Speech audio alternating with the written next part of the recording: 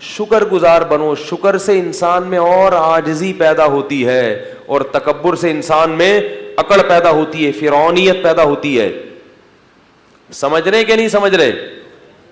تو قارون میں بھی ٹیکنیکل فالٹ ہو گیا تھا کہ اس کے پاس جب پیسہ آیا تو اپنی اوقات کو بھول گیا. تو اللہ بھی جب یہ تو سب اللہ دے رہا ہے نا, اور ہم بھی اپنی اوقات کو بھول جاتے ہیں. ہماری اوقات کیا ہے؟ ایک بزرگ تھے, ان سے کسی وقت کے متکبر نے کہا کہ تو مجھے جانتا نہیں ہے میں کون ہوں. وہ بزرگ کے سامنے اس نے کیا کہا کہ آپ کس سے بات کر رہے ہو, آپ کو پتہ نہیں ہے میں کون ہوں؟ تو ان بزرگ نے کہا میں تیرا ماضی بھی جانتا ہوں, تیرا حال بھی جانتا ہوں, اور تیرا فیوچر بھی, مستقبل بھی جانتا ہوں. وہ بڑا حیران ہوا کہ اس کو تو میرے بارے میں ساری معلومات ہیں, پھر یہ ایسے مجھ سے ایسے کیوں بات کر رہے ہیں؟ انہوں نے کہا بتا میرا ماضی کیا ہے. اس کا خیال تھا یہ بتائیں گے تو بہت بڑے وڈیرے کا بیٹا ہے, سردار کا بیٹا ہے, یہ تیرا ماضی ہے. حال یہ کہ تو خود سردار ہے, مستقبل یہ کہ اگلے الیکشن میں تو ہی صدر بننے والا ہے. تو اس کا خیال تھا کہ یہ میرا ماضی اور حال اور مستقبل بتایا جائے گا. آواز آ رہی ہے سب لوگوں کو؟ تو اس نے کیا بتایا ان بزرگ نے؟ ان کا تیرا ماضی یہ کہ تو پانی کا ایک گندا اور غلیظ قطرہ تھا, کپڑوں پہ لگ جائے تو دھوئے بغیر نماز نہ ہو, جسم سے نکلے تو غسل کیے بغیر طہارت حاصل نہ ہو. وہ غلیظ چیز تھی جس سے اللہ نے تجھے بنایا.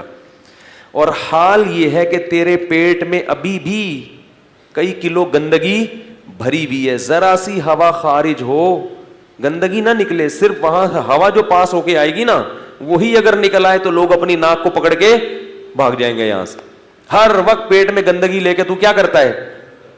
گھومتا ہے 24 گھنٹے. اور تیرا مستقبل یہ ہے کہ ادھر تیری روح نکلی اور ادھر تیرے جسم میں سڑاند پیدا ہونا شروع, پھول کے پھٹ کے کیڑے پڑ جائیں گے. اس زمانے کے لوگ بڑے نرم دل ہوتے تھے, فوراً وہ توبہ کر لی. اس نے کہا آپ نے بالکل صحیح کہا. اصل تو یہ ہے, ماضی بھی گندا, حال بھی گندا, اور مستقبل تو بہت ہی گندا. تو یہ انسان اپنی اوقات بھولتا ہے اور پھر کیا کرتا ہے وہ میں اکڑ. غریبوں کو, جو اپنے سے کم تر لوگ ہیں ان سے تمیز سے بات کرنا چھوڑ دیتا ہے. یہ بہت غضب والی بات ہے. تو فرعون صاحب بھی, قارون بھی اپنی اوقات بھولے. جب بھی انسان اپنی اوقات بھولے نا تو واش روم میں سوچنا چاہیے کہ ہماری اوقات ہے کیا, کتنی گندگی, کتنے عیب اللہ نے انسان کے ساتھ لگا دیے ہیں. اس لیے انسان, ہمارے حضرت فرمایا کرتے تھے کہ تکبر ہمیشہ احمق اور بے وقوف آدمی میں ہوتا ہے, عقل مند کبھی بھی متکبر نہیں ہوگا.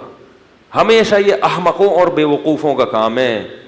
عقل مند کو پتا ہوتا ہے کہ ہماری حیثیت کیا ہے. 2 منٹ لگتے ہیں عزت جانے میں بھی, دولت جانے میں بھی, صحت جانے میں بھی. بڑے بڑے پہلوان ہیں, کوئی بیماری لگی ہڈیوں کا ڈھانچہ بن گئے,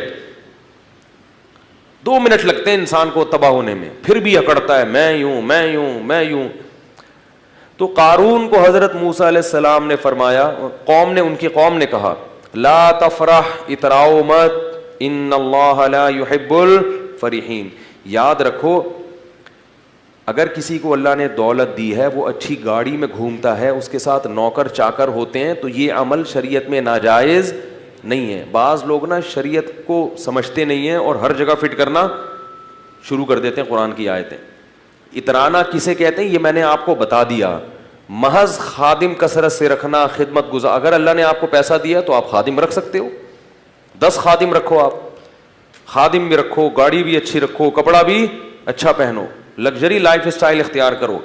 تو اللہ کی نعمتوں سے لطف اندوز ہونا یہ تکبر نہیں ہے, اللہ کی نعمتوں پہ اترانا یہ کیا ہے؟ تکبر ہے. علماء نے مسئلہ بیان کیا ہے, فقہاء نے, کہ اگر کوئی شخص کسی مالدار گھرانے کی خاتون سے شادی کرتا ہے, جس خاتون کے گھر میں خود کام کرنے کا رواج نہیں ہے, اتنے لگژری لائف اسٹائل ہے ان کا کہ ان کے ہاں نوکر کام کاج کرتے ہیں, عورتیں گھر کے کام نہیں کرتی. تو فقہاء نے لکھا ہے کہ اگر ایسے گھرانے سے آپ بیوی لے کر آئے تو آپ اس سے گھر کی خدمت نہیں کرا سکتے, بلکہ آپ کو اس کے لیے نوکر کا انتظام کرنا پڑے گا. کیوں؟ قرآن کہتا ہے عاشروہن بالمعروف, عرف کے مطابق ان سے پیش آؤ. تو ان کا عرف یہی ہے کہ ان کے ہاں کام,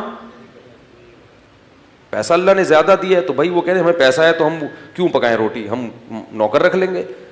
تو یہ جائز ہے اس میں اگر ہو پیسہ, نہیں ہے تو خام خواہ میں شو بازی کی کوشش نہ کرو. قرضے لے کے صرف دنیا کو دکھانے کے لیے کہ ہم لوگ اصل میں بہت اعلیٰ خاندان کے ہیں, ہمارے ہاں خود کام نہیں ہوتا, نوکر ہمارے ہاں روٹی پکاتا ہے, نوکر کو دینے کے لیے تنخواہ ہے نہیں. تو ایسا نہ ہو, شو بازی اچھی چیز نہیں ہے. اگر اللہ نے دیا ہے تو ٹھیک ہے, نوکر رکھے جائیں, ماسیاں رکھی جائیں. ہمارے دوست ایک جامعۃ الرشید میں ہمارے کلاس فیلو تھے, بہت اللہ نے پیسہ دیا تھا, وہ گاڑی لے کے نکلتے تھے, ہم بھی ان کے ساتھ ہوتے تھے اکثر.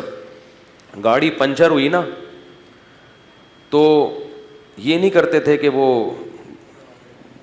بھائی نکالو یا خادم کو فون کرو, فوراً گھر سے دوسری گاڑی منگوائی, جہاں بھی ہیں فوراً فون کیا بھائی دوسری گاڑی بھیجو, اس کو لے جاؤ. تو اگر اللہ نے کسی کو مال دیا ہے تو وہ سہولت فائدہ اٹھا سکتے. لیکن وہ ایک حادثے میں شہید ہو گئے, جوان تھے بالکل, ایک ایکسیڈنٹ میں ان کا انتقال ہو گیا. اللہ تعالیٰ ان کی مغفرت فرمائے.